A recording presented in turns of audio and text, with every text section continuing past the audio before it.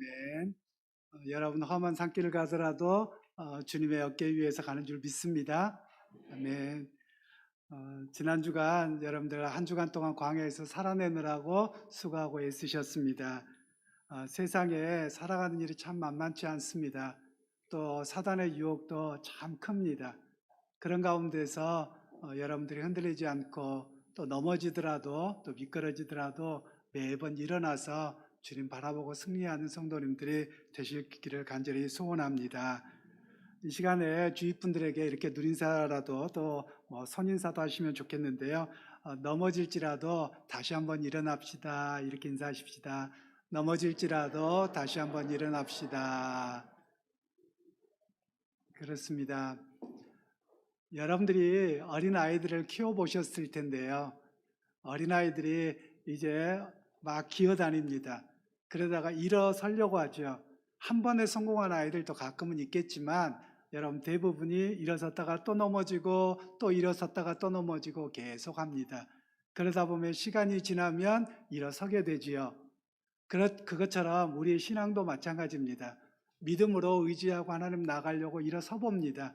그런데 그때 유혹과 시험이 오고 또 내 세상살이의 눈앞이 우리를 붙잡고 두려움이 찾아오면 넘어집니다. 그런데 또 일어서면 됩니다.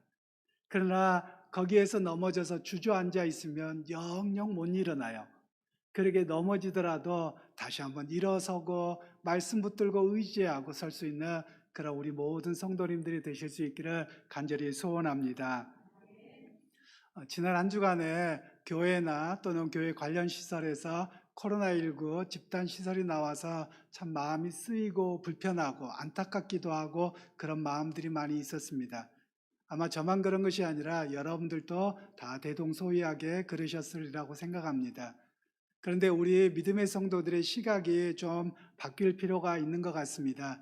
저는 뭐 비인간 시설이다 뭐다 해서 그 자체를 비난하는 것은 옳지 않다고 생각을 합니다. 왜냐하면 저는 그분들이 너무 귀하게 보입니다.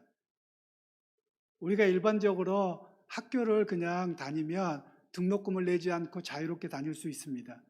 그런데 세상의 사고방식과 그 삶을 따라서 아이를 키우지 않고 말씀과 기독교적 교육을 시켜보겠다고 물질적으로도 헌신해야 되고 아이들과 가족을 설득해야 되는 어려운 시간들입니다. 근데 그걸 했다는 것에 대해서는 박수를 보내드리고 싶습니다.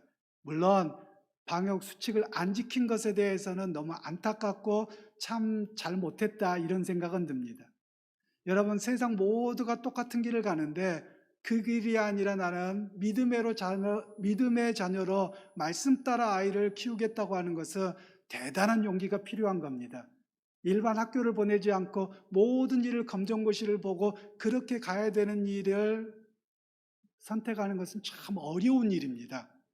그런데도 그 길을 간 것에 대해서는 저는 박수를 쳐드리고 싶어요. 너무 귀한 일이에요. 그러나 앞에 말씀드린 것처럼 방역 수칙이나 이런 시국에 잘 못한 것은 참 지도자들이 잘 선택을 못했다 이런 생각이 들기는 합니다. 그것처럼 여러분 오늘 우리도 마찬가지입니다. 많은 사람들이 이 시국에 꼭 교회를 가야 되느냐고 예배를 가야 되느냐고 똑같이 그럴 거예요. 그런데 오늘 예배에 나오지 못하고 온라인 예배를 드린 분들도 귀하고요. 또 그럼에도 불구하고 나는 현장 예배 사람을 예배하는 사람으로 살아야 되겠다고 고백하는 여러분들 너무 귀합니다. 그런데 세상의 눈으로는 다 하지 말라는 거예요. 그건 올바른 것은 아니지요. 오히려 우리가 방역수칙 안에서 최선을 잘 지키고 가지만 여러분 우리 주변에 확진자가 나와도 여러분 저는 비난을 안 하셨으면 좋겠습니다. 왜냐하면 시간이 지나다 보면 누구든지 걸릴 수도 있고 또 나도 모르는 사이에 걸릴 수밖에 없는 전혀 알지 못하거든요. 그래서 비난하기보다는 위로하는 자가 되었으면 좋겠고 좀 안타까운 마음으로 봐줬으면 좋겠다 그런 생각이 듭니다. 여러분 혹시 우리 그리스도인들도 여러분 교회를 향해서나 또는 어떤 사람을 향해서 쉽게 생각하고 판단하기보다는 참 안 됐다 좀 이런 안타까운 마음으로 봐주실 수 있는 그런 우리가 되셨으면 좋겠습니다. 저는 이러한 시기에 우리가 믿음으로 살아가는 것이 어떤 일인지를 다시 한번 점검하실 필요가 있습니다. 그동안 우리 한국 교회나 또 개인의 신앙이 너무나도 말씀 위에 서기보다는 내 바람에 내가 기대하는 것으로만 너무 초점이 맞춰져 있었던 것은 아닌가 되돌아보는 시간이 돼야 되겠습니다. 그리고 성경에서 말씀한 신앙이 무엇인가를 바르게 세울 필요가 있습니다. 우리 각자가 신앙에 여러 가지 체험이나 경험이 있으실 거예요. 그 경험은 귀한 것입니다. 그런데 그 경험이 기준이 되어서는 안 됩니다. 우리 한국교회가 하나님의 은혜를 경험한 특별한 경험은 있어서 참 감사한데 그것이 기준이 되어서 거기에만 몰입되어 있었어요. 그러다 보니 신앙의 객관적인 것을 잃어버렸어요. 신앙의 객관적인 것, 그리고 신앙의 가장 기본이라고 할 수 있는 것은 하나님의 말씀으로 돌아감입니다. 그러기에 여러분, 이번 시간들을 통해서 정말 내 신앙을 점검해서 말씀 위에 세워가는 그런 은혜가 우리 모두 가운데 있기를 소원합니다. 그리고 또한 더 나아가서 신앙을 개혁하고자 했던 종교개혁자들의 고백을 기억하셨으면 좋겠어요. 그들이 단순하게 교회에 나가는 것으로 그치지 않고 하나님 앞에 내 전 삶을 드리고 하나님 앞에서 사람 앞에서 부끄럽지 않는 삶을 살겠다라는 고백을 합니다. 그 고백을 가리켜서 라틴어로 코람데오라고 합니다. 이 말은 하나님 앞에서라는 뜻인데요. 하나님 앞에서 경외감을 갖고 살아가는 겁니다. 다르게 표현하면 하나님이 눈 시퍼렇게 뜨고 계시는데 내 삶의 자리에서 어떻게 거짓 불형을 하고 그리고 잘못된 길을 살 수 있느냐는 거예요. 그렇게 살았기 때문에 종교개혁자들은 세상 사람들보다 더 뛰어난 윤리의식을 가지고 그들에게 본을 보이는 모습을 살아갔습니다. 저는 우리가 다시 한번 회복할 것은 코람데오입니다. 즉 하나님 앞에서 부끄럽지 않고 거룩함으로 살아가면 여러분 세상의 기준보다 더 뛰어난 윤리와 더 높은 자리에서 설 수 있습니다. 여러분 그런 신앙으로 다시 한번 되새기고는 그리고 돌아가는 저와 여러분들이 되실 수 있기를 간절히 소원합니다. 오늘 우리 교회는 그동안 자기 개인의 소망에만 너무 치우쳐져 있는 신앙의 모습은 아니었는지 생각을 합니다. 즉 믿음으로 온전히 살아가기보다도 내가 원하는 것 이루기 원합니다. 여기에만 너무 몰입되어 있었던 것 같아요. 즉 나 중심이 되어버렸던 것 같아요. 또는 우리 교회 중심만이 되었던 것 같아요. 그러나 신앙을 좀 이제는 객관적으로 세우실 필요가 있습니다. 하나님 나라의 신앙으로 세울 필요가 있어요. 즉 하나님 중심으로 신앙을 세울 필요가 있다는 말씀입니다. 그러기에 저와 여러분들이 오늘 우리의 인생의 끊임없는 광야길을 가는 가운데서도 주님 내 신앙이 하나님의 말씀 위에 서서 흔들리지 않는 온전한 믿음으로 설 수 있기 원합니다. 이런 고백이 있으실 수 있기를 간절히 소원합니다. 저는 지난 주간 한 주간을 되돌아보면서 사실 여러 가지로 마음이 괴로웠습니다. 지난 주간에 설교를 해놓고 나서 우리 성도들 너무 몰아붙인 것은 아닌가 사실 많이 고민스러웠고요. 많이 힘들었어요. 제가 하나님 앞에 직통 계시를 받아서 설교하는 것도 아니고요. 또 금요일 날쯤 되면 오늘 무슨 말씀 전할까 이렇게 해서 제가 설교하지 않습니다.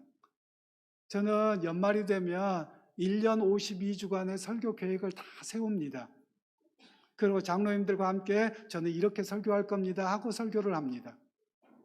그래서 제가 올해 어떤 일이 일어날지 내년에 어떤 일이 일어날지 전혀 알지 못해요.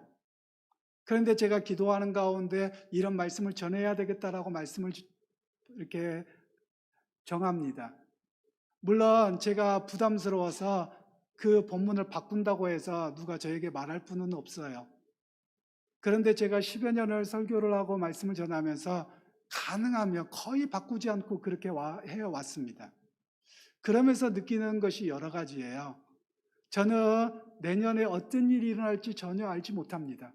그런데 기도하는 가운데 말씀을 준비하고 해놓고 보면 하필이면 그때 꼭 필요한 말씀을 주시더라는 거예요.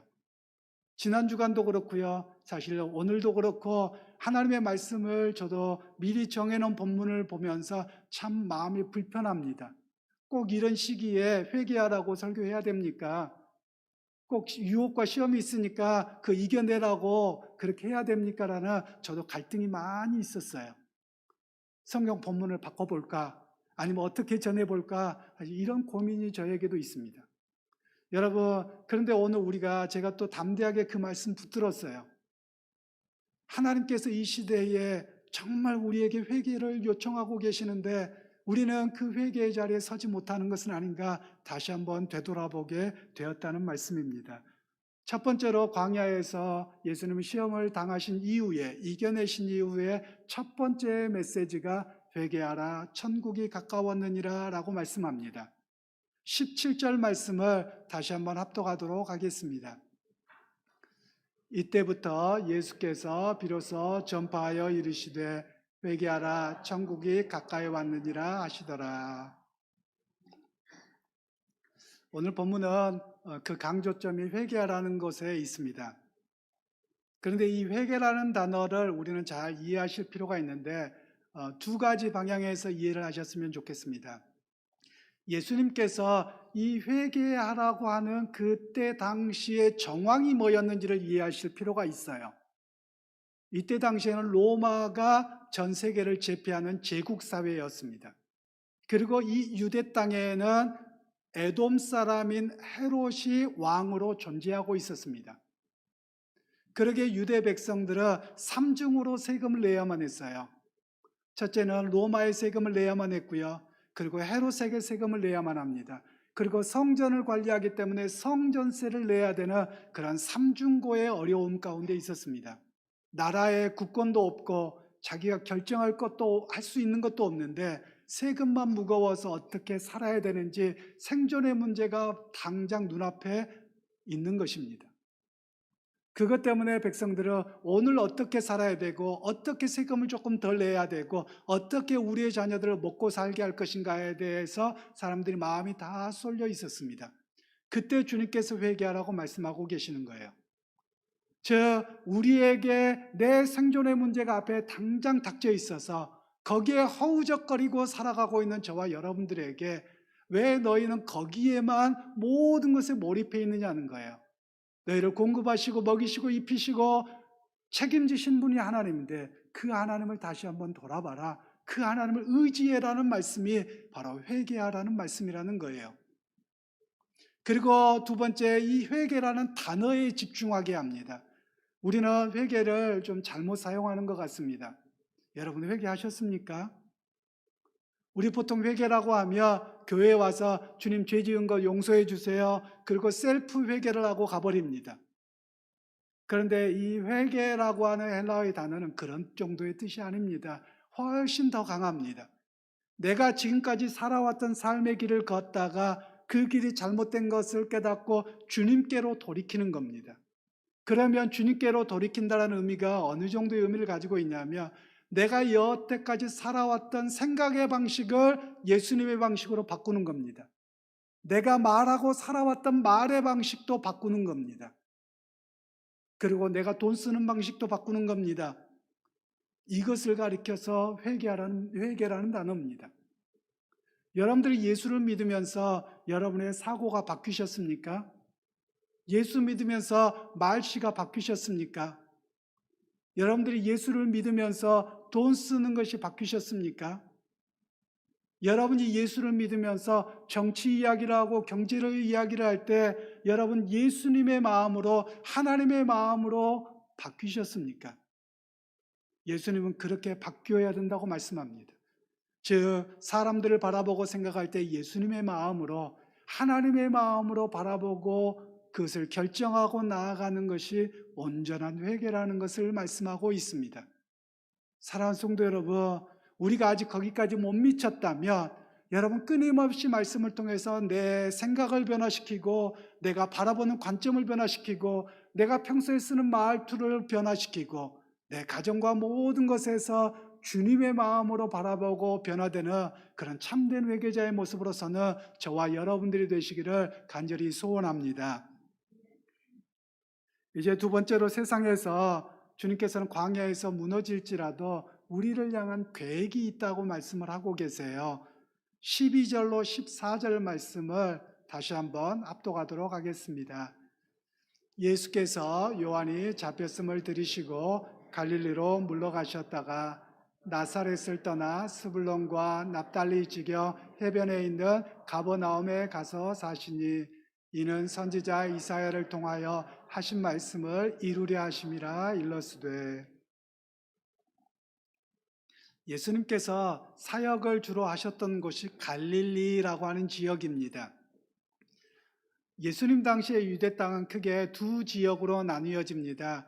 유대인들이 살았던 위쪽의 갈릴리 지역과 그리고 가운데는 사마리아인들이 살았던 사마리아 지역이 있고요. 그리고 밑에는 사해바다 근처로 해서 예루살렘을 중심으로 한 유대 지역이 있었습니다. 예수님께서는 세례를 받으시고 그리고 광야에서 시험을 이겨내신 이후에 첫 번째 사역하셨던 곳이 갈릴리였습니다. 그런데 여러분, 우리나라에서도 그러하지 않습니까? 요즘에 보면 수도권으로 사람들이 계속 몰려듭니다. 수도권에 가야지 성공하는 것이죠. 예수님 당시에도 마찬가지입니다. 사람이 좀 크고 성공하고 사람들에게 인정을 받으려면 모두가 가는 곳이 예루살렘입니다. 거기에서 인정받아야 됩니다. 그런데 예수님께서는 오히려 그 길을 가시기보다도 사람들이 보기에 촌구석이라고 하는 갈릴리로 갑니다. 거기에 가면 사회적인 약자들이 득실거리고 도둑과 광도떼가 득실거리는, 그리고 배우지 못한 사람들이 가득한 곳으로 가셨다라는 말씀이에요.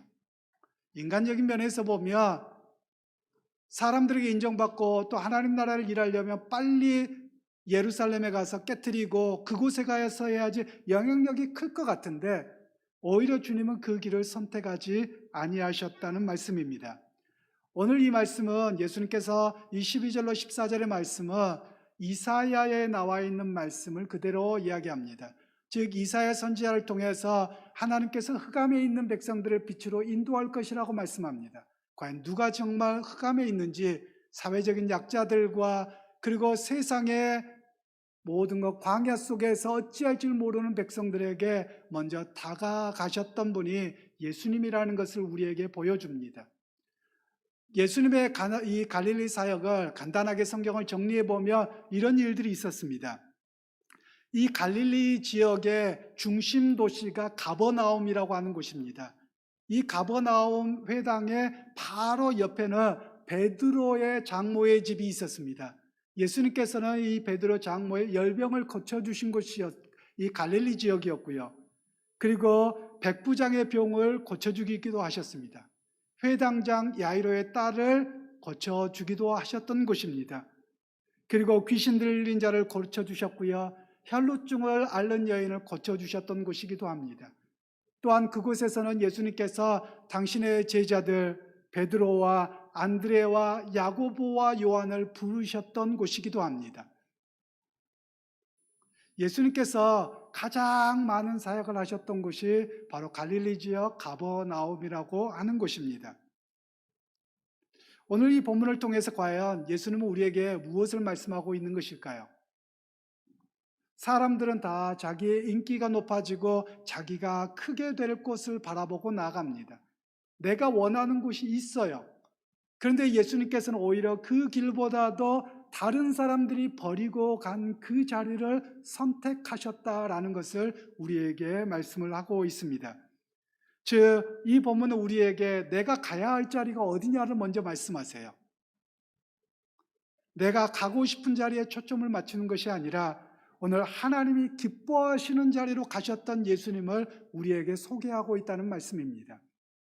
나의 만족과 기쁨을 구하고 그리고 사람들에게 인정받는 그 자리를 탐하고 가기보다도 하나님이 기뻐하시는 자리가 어디인가 거기에 순종하고 나가셨던 예수님의 모습을 우리에게 말씀을 하고 있습니다. 사랑하는 성도 여러분, 오늘 우리는 누구든지 내가 편한 자리, 높은 자리, 잘 되는 자리에, 부한 자리에 가기를 원하는 것은 인지상정일 겁니다. 너나 나나 할 것 없이 다 마찬가지일 거예요. 여러분, 그런데 우리는 주님의 믿는 사람입니다. 그리스도인이라고 말합니다. 기독교인이라고 말합니다. 여러분, 왜 기독교인이라고 말하는 줄 아세요? 교회 다닌다고 해서 말하는 게 아닙니다. 초대교회 때 그리스도인이라고 이름을 붙은 이유는 그리스도를 좇아 사는 사람, 사람이라는 뜻입니다. 예수를 쫓아서 사는 사람이라는 거예요. 예수님께서 아버지의 뜻을 구하고 아버지가 기뻐하시는 자리에 갔던 것처럼 오늘 저와 여러분들이 예수를 믿는 기독교인이라며 예수님이 아버지의 뜻에 맞추었던 것처럼 그 뜻에 맞추어가는 사람이 되어야 한다는 것을 말씀합니다. 오늘날 교회도 그렇고 또 성도들도 그렇고 심지어 목회자들도 오직 세상에만 관심이 있는 것 같습니다. 세상에서 인정받기를 원하고 부하기를 원하고 높은 자리에만 가기를 원하는 여러분 그런 모습으로 살아가고 있는 듯 보입니다. 여러분 세상과 다를 바가 없지요. 그리스도인이라고 하면서 그리스도를 좇지 않습니다. 참 안타까운 시절입니다. 오늘 주님께서는 광야의 시험을 이겨내신 이후에 여러분 그 자리로 나아가셨습니다. 여러분 그런데 기억하십시오. 여러분 내 눈에 보기에 좋은 자리로 가다 보면 여러분이 그곳에서 행복하고 은혜스럽고 좋은 자리를 만나는 것이 아니라 그것은 더 심한 광야라는 사실입니다. 내가 도저히 감당할 수 없는 그 광야의 자리로 또 미끄러지고 말 뿐이라는 사실을 우리는 기억하실 필요가 있습니다. 그러게 사랑하는 성도 여러분, 오늘 우리의 삶의 방향을 좀 바꾸셔서 내가 기뻐하고 내가 좋아하고 잘 되는 자리가 아니라 하나님이 기뻐하시는 자, 하나님이 나를 원하시는 곳에 내가 있기 원합니다. 이런 모습으로 좀 더 성숙해가는 그런 은혜가 있으시기를 간절히 소원합니다. 이제 세 번째로 예수님은 광야에서 말씀을 붙들고 이겨내셨는데요. 그 이겨내신 주님께서 우리에게 약속하시는 것이 있습니다. 요한복음 6장 32절로 35절 말씀을 합독하도록 하겠습니다. 앞에 뜨는데요. 앞에 화면 보면서 합독하시겠습니다. 예수께서 이르시되 내가 진실로 진실로 너희에게 이르노니 모세가 너희에게 하늘로부터 떡을 준 것이 아니라 내 아버지께서 너희에게 하늘로부터 참 떡을 주시나니 하나님의 떡은 하늘에서 내려 세상에 생명을 주는 것이니라. 그들이 이르되 주여 이 떡을 항상 우리에게 주소서. 예수께서 이르시되 나는 생명의 떡이니 내게 오는 자는 결코 줄이지 아니할 터이요 나를 믿는 자는 영원히 목마르지 아니하리라. 이스라엘 백성들이 광야 40년을 생활했습니다. 낮에는 구름 기둥으로 밤에는 불 기둥으로 하나님이 그들을 지키시고 보호하셨습니다. 아침에는 만나를 공급하시고 저녁 때는 메추라기를 공급하셨습니다. 40년 동안 기적을 경험하고 살았어요. 그들에게 세상에서 어느 누구도 숙식을 제공하지 않았지만 하나님은 제공하셨습니다. 그런데 이스라엘 백성들의 실제의 삶은 어떠했습니까? 그 광야에서 다 넘어졌습니다. 왜요? 우리 같으면 그럴지 모르겠어요. 매 순간 그렇게 기적을 경험하고 살면 좋을 텐데, 그런데 여러분 기적이라고 해서 가만히 있어서 경험되는 게 아닙니다. 이스라엘 백성들이 해야 될 일은요, 매일 아침 만나가 내리면 그 만나를 가족 수대로 걷기 위해서 나아가야 됩니다. 그리고 그것을 가져다가 음식을 조리해야만 합니다. 그리고 저녁 때가 되면 메추라기가 날아와서 떨어지면 그것도 메추라기를 내가 수확하고 거두어야 되는 그런 수고가 필요합니다. 그런데 오늘날 어떤 이들은 하나님의 기적만 바라보고 하늘만 쳐다보고 내 입에 넣어달라고 가만히 있는 듯 보입니다. 여러분 그것만이 하나님의 기적이 아닙니다. 하나님 내가 수고하고 애쓰는 가운데 나를 먹이시고 입히십니다. 그런데 하나님께서 그것을 통해서 말씀하시는 것이 무엇입니까? 이스라엘 백성들은 지금 당장 내 눈에 보이는 만나와 메추라기만 보았습니다. 이걸 어떻게 먹을 것인가, 이걸 어떻게 소유할 것인가, 어떻게 살 것인가, 이것에 즉 기적에만 목말라 있었다는 말씀이에요. 그런데 하나님께서는 이 이스라엘의 광야 40년을 통해서 말씀하시는 것은 이걸 바라보지 말고 이걸 공급하시는 분이 여호와 하나님인 것을 바라보게 하신다는 말씀이에요. 저와 오늘 여러분에게도 동일하게 말씀합니다. 여러분 하루하루를 살아가는 게 기적입니다. 내가 수고하고 노동하고 애써서 나에게 월급이 들어오고 뭐가 들어옵니다. 그런데 여러분 그것도 누가 공급하십니까? 하나님께서 하십니다라는 고백을 우리에게 요구하고 계신다는 말씀이에요. 또 우리로 하여금 그것만을 바라보지 말라는 거예요. 그것을 통해서 공급하시고 함께하신 하나님을 눈을 들어서 바라보라고 말씀하고 계시는 겁니다. 그래서 오늘 요한복음에서는 예수님께서 사람이 사는 것은 떡으로 사는 게 아니라는 거예요. 뭘로 사는 겁니까? 여호와의 입에서 나오시는 말씀으로 산다는 말씀이에요. 하나님의 말씀을 바라보고 하나님이 공급하시는 것을 바라보고 살아가라, 이렇게 우리에게 권면하고 있다는 말씀입니다. 여러분, 그러면 하나님의 말씀을 먹고 의지하고 살아간다는 게 무슨 뜻입니까? 하나님께 내 손을 내미는 것입니다. 하나님, 내 힘으로 할 수 없어요. 하나님이 도와주셔야 돼요. 하나님, 내가 내 인생의 주인인 것 같지만 내가 어떤 것도 결정할 수 없어요. 내가 노력해야지만 먹을 것 같은데 그것도 하나님이 붙들어 주셔야 돼요. 그래서 주님, 내 손 붙잡아 주십시오 라고 내 손을 내미는 것이 바로 하나님의 말씀을 의지하고 살아가는 삶입니다. 오늘날 우리는 너무나도 세상에 목말라 있는 것 같습니다. 세상의 성공에 목말라 있고 세상의 인정받음에 목말라 있습니다. 그런데 여러분, 세상의 인정받기 위해서 그리고 그 자리로 나아가면 그 자리가 여러분 성공의 자리가 아니에요. 그 자리는 또 다른 광야입니다. 오히려 더 극심한 광야가 돼버리고 맙니다. 하나님은 없는 채 나 혼자 견디어야만 하는 여러분 그런 삶의 길이 되고 말더라는 것입니다. 사랑하는 성도 여러분, 저는 우리 성도님들이 참 물질이 많았으면 좋겠습니다. 그런데 나 혼자 부자가 돼서 성공하고 잘 먹고 배 뜨시고 이렇게 사는 부자가 되기를 원치 않습니다. 여러분들이 정말 부자가 되어서 하나님의 마음으로, 주님의 마음으로 나 혼자가 아니라 헐벗고 굶주리고 주의 마음으로 다른 사람들을 거느리고 그들을 공급할 수 있는 정말 그런 부자가 되었으면 좋겠습니다. 또한 여러분들이 성공했으면 좋겠습니다. 여러분들이 다른 사람들에게 영광을 받고 높임 받았다고 박수받기 위한 자리가 아니라 하나님의 일을 하는데 거침이 없게 하나님의 역사를 감당하기 위해서 그런 인정받는 자리에 좀 계셨으면 좋겠어요. 여러분, 그런 소원의 마음을 갖기를 소원합니다. 여러분, 이렇게 되기 위해서는 어떻게 해야 되겠습니까? 여러분, 내가 성공을 바라보고 내가 물질을 바라보면 여러분 그 자리에서 넘어질 것입니다. 그런데 하나님의 마음으로 바뀌어서 주님의 마음으로 내가 그렇게 하기를 원합니다. 내가 주님 손잡고 주님의 나라를 위해서 그런 일을 하기를 원합니다라고 바뀌시면 여러분 그 자리에 올라가도 타락하지 않고 넘어지지 않고 하나님의 놀라운 일을 감당하고 먹이고 입히실 수 있다는 거예요. 저는 가끔 텔레비전에 나오는 몇몇 유명 연예인들을 보면서 참 눈물이 흐를 때가 있고 참 우리 성도들도 그랬으면 좋겠다는 경우가 있습니다. 여러분들도 많이 아는 연예인들 중에 보면 두 부부가 믿음이 참 좋은 분들이 계세요. 그런데 그분들의 집도 어마어마하더라고요. 근데 그분들은 그걸 목표로 삼지 않으셨더라고요.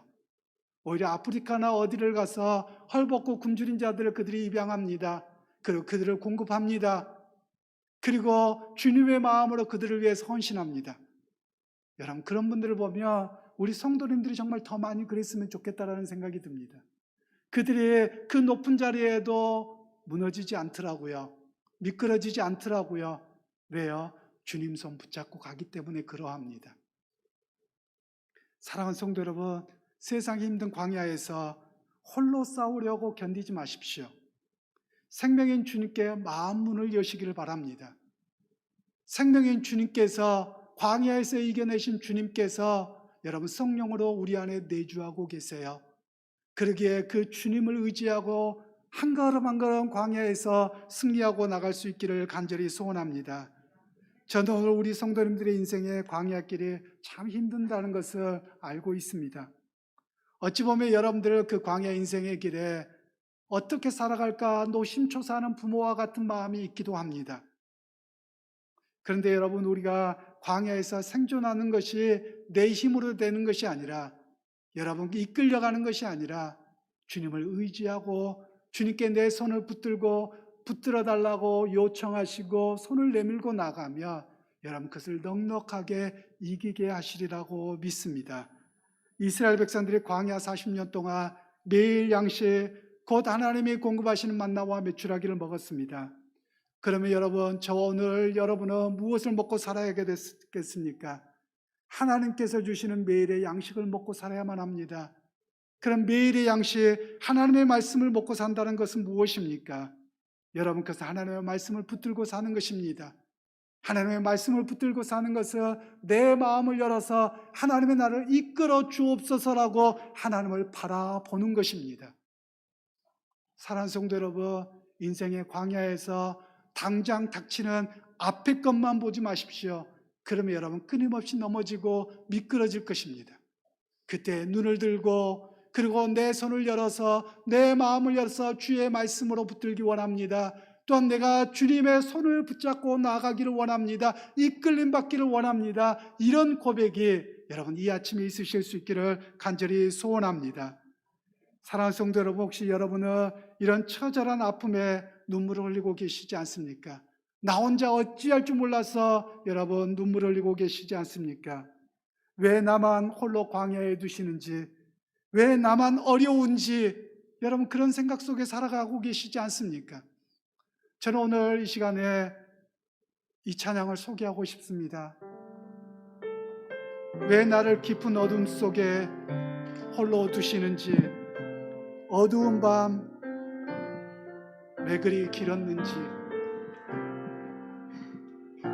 이 찬양 가사를 깊이 생각하시면서 조용한 목소리로 기도하시면 좋겠습니다.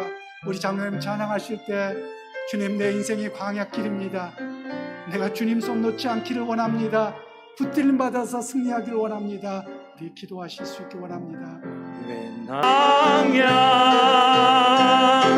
주께서 나를 사용하시려, 나를 동경케 하시려, 나를 택하여 보내신 그곳 광야, 성령이 내 영을 다시 태어나게 하는 곳 광야,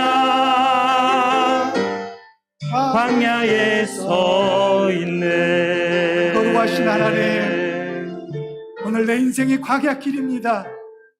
그 광야에서 이스라엘 백성들처럼 내 눈앞에 벌어진 만나만 쳐다보았고 메추라기만 쳐다보아서 불평 속에서 넘어졌던 인생이 내 인생이었음을 고백합니다.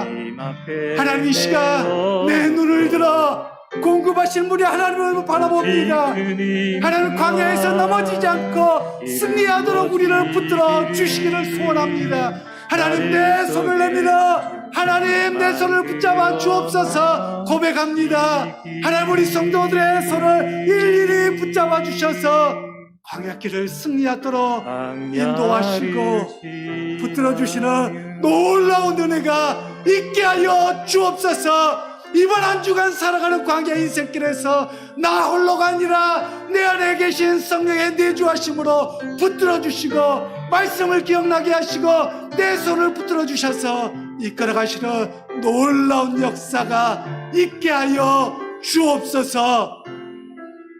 예수님의 이름으로 간절히 기도하옵나이다. 아멘. 지금은 우리 주 예수 그리스도의 은혜와 하나님 아버지의 극진하신 사랑하심과 성령님의 위로하시고 교통하시고 내주하심이 오늘도 마음의 문을 열어 말씀을 마음판에 새기고 내 손을 내밀어 주님 손 붙잡고 내게 주어진 광야의 인생길, 유혹과 시험 속에서도 흔들리지 않고 나가기를 소원하고 결단하고 나가는 모든 성도들의 머리머리 위에 광야의 인생길 위에 지금부터 영원히 함께 있을지어다. 아멘.